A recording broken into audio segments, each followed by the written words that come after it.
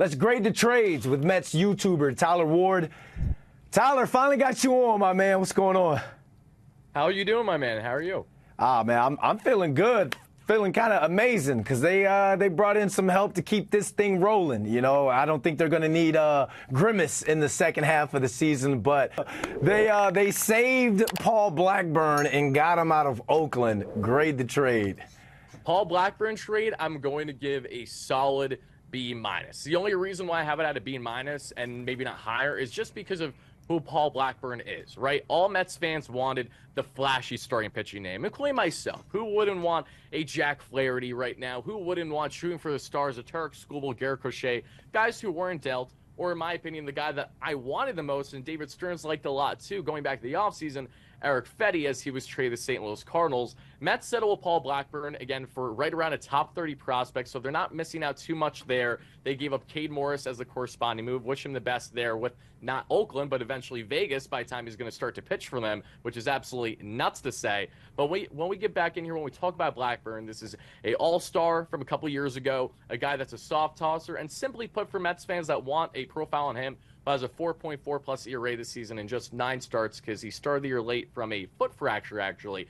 Blackburn is exactly what Adrian Hauser was hoping to be for the Mets this year. A back-end starter that can give you 5+ innings, hopefully 6, if not 7 at times. A guy that can be a workhorse out there, is a soft tosser, and is going to induce those ground ball outs. That is how Blackburn works his game. And Mets defensively in their infield have been far greater than what they were in the first half of the season. So that isn't a bad matchup at all. He rekindles his relationship with former teammates in Sean Manaea during their time in Oakland, among others. And now he comes to the Mets when the Mets absolutely needed to add at least one more starter. Is he huge on the quality? No, but he adds to this Mets team where you can never have enough pitching. And I'm really interested to see how Blackburn profiles for the remainder of the year as he continues to work back from his injury that had him sidelined for the majority of the 2024 season. Last but not least, they brought in Oscar Brazoban from the Marlins. Grade the trade. Oscar Brazoban. Oscar is easily, without question, my favorite acquisition the Mets made. This is an A+ slam dunk trade for the Mets. And I'm not saying this with a bias or anything like that. It is simply putting 2 and 2 together once again. The Mets gave up, again, a no-name prospect in Laura, who has been having an up-down year in the minor leagues. Mind you, we're going all the way down the minor leagues when we're looking at him.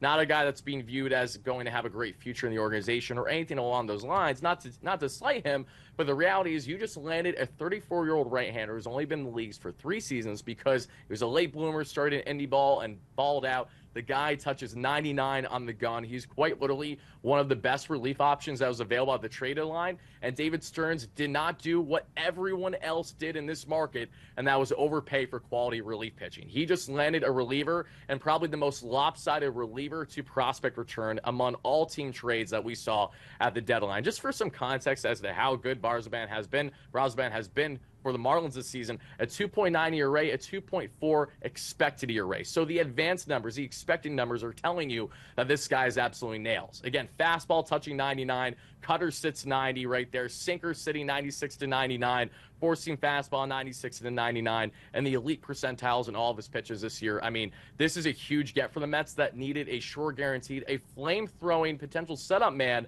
that is more of a guarantee than an up-down season of Ryan Stanek. That is what you got here in Brazoban. Slam dunk by David Stearns of the Mets.